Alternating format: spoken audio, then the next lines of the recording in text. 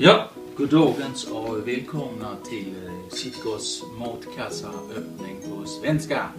Det är nu vecka nummer, jag kommer inte ihåg, 18 kanske. Jag tror det är vecka 18, det är måndag. Vi har fått matkassan levererat.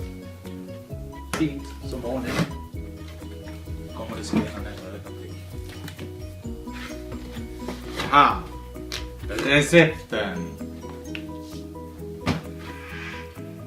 Så ska vi se, då har vi bönngrodar, färska såklart. Äggnudlar, inte speciellt färska, torkade.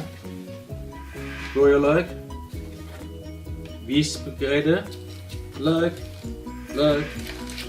Rödlök. Vitlök. Solo. Så har vi radisor. Och matyoghurt. Vi har en svensk gurka. Vi har lite cashewnötter.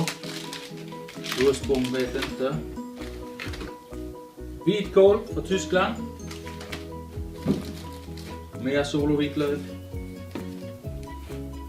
2 lime.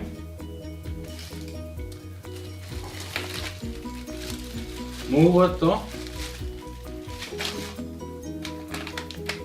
Matris. Favorit. Potatis. Och potatis. Kräftstjärtar. Som tur är de skalade för innan. Annars hade det varit svårt för vissa. Tomater. Och lite bacon. Sen kommer vi till köttet. Där har vi blandfärs, fläskytterfilé,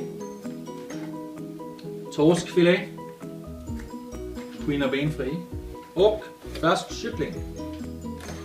Därtill inte mindre än förfall pasta. Tack och hej!